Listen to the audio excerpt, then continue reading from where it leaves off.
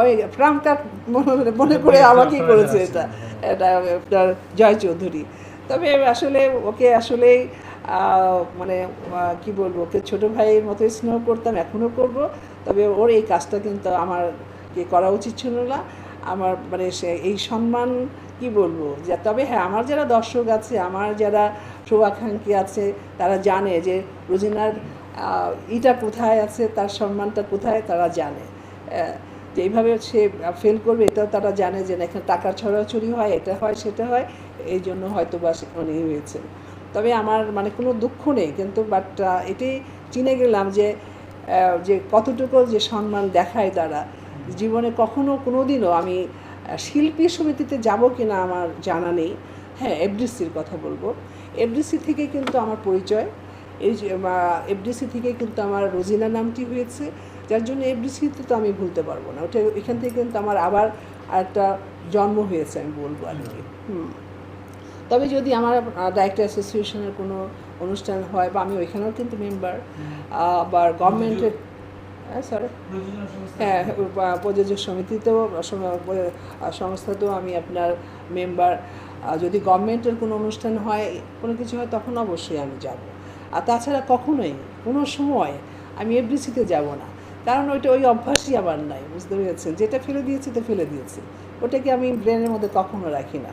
আরেকটা কথা বলি যে, আমার এইবার শিল্পী সমিতি চক্রান্ত করে যে আমাকে হারিয়েছে, এই জন্য কিন্তু বলছি না, এটা আমার বেশ অনেক দিন থেকেই আমি বলেছি, অনেক বছর থেকে কিন্তু আমার ফ্যামিলিকে বলেছি আমি, যে যখন রাজ্জাক ভাই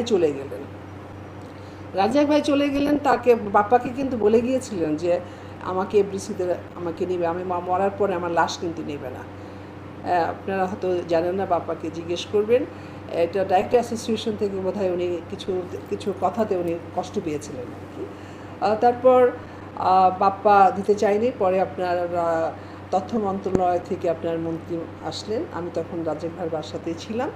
তখন উনি রিকোয়েস্ট করলো বাপ্পাকে যে না, ওনার মতো শিল্পী যদি এফডিসিতে না হয়, তাহলে মানে অসম্পূর্ণ থেকে যাবে। ওনাদের জন্যই তো বাংলা চলচ্চিত্র আজ এই পর্যায়ে এসছে, তাই না? তখন বাপ্পা রাজি হয়েছে আর কি। তো তখন থেকে আমি ফিল করেছি, আস্তে আস্তে চলচ্চিত্রের অবস্থা তো দেখেন কী অবস্থা, মানুষগুলো বদলে গেছে, মানে সব কিছু মিলিয়ে আমি তখন ভাবলাম আসলে তো তাই, এখানে তো কোনো সম্মান নাই, ইজ্জত নাই। আমার পরিবারকে অনেক আগে থেকে বলেছি যে আমার মৃত্যুর পরে কখনোই কোনো সময় এফডিসিতে তোমরা নেবে না, কখনোই নেবে না।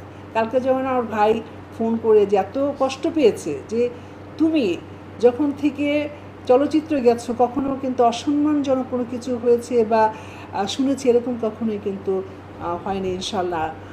মানে কি বলবো যে আমার চলচ্চিত্র কিন্তু কোনো সময় কিন্তু আমার শিল্পীদের থেকে শুরু করে আমার টেকনিশিয়ান, ডাইরেক্টর, প্রডিউসার থেকে কখনোই আমি অসম্মানজনক কোনো কিছু পাইনি।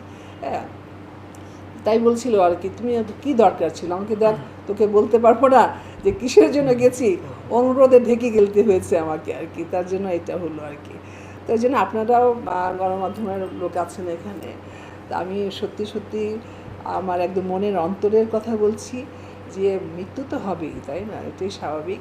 তবে দেশ বিদেশে থাকি, আল্লাহর কাছে সবসময় কামনা করে আল্লাহ যেন আমার এই ঢাকাতেই, আমার এই বাংলাদেশেই যেন আমার মৃত্যু হয় আর কি, তাহলে আমার মা বাবার পাশে থাকতে পারবো। তো এই কামনা করি সবসময়। আমি আপনাদের মাধ্যমে জানিয়ে রাখলাম যে আমি মরবো, মৃত্যু হলে কখনোই যেন আমাকে এফডিসিতে না নেওয়া হয়। না না, কোনো আক্ষেপ কষ্ট না, এটা হলো আপনার শ্রদ্ধাবোধ। এখনকার সেই মানুষগুলো নাই, যে শিল্পীদেরকে শ্রদ্ধা করার মতো মানুষ নাই, যার জন্য বলছি আমি। কেন নিবে না, যেখান থেকে আমার রোজিনা মানে করেন যে এই পর্যায়ে আসাটা, তাই না? সেখানে অবশ্যই তো আমার কর্মস্থানে সে যাবে ক্লাস। তা সেখানে যদি মনে করেন যে শ্রদ্ধাই না পাওয়া যায়, সেখানে যদি মনে করেন যে গেলাম ঠিক আছে চললো কোনো রকম, ওইটা তো চাই না, ওর দরকার নাই মনে করি না।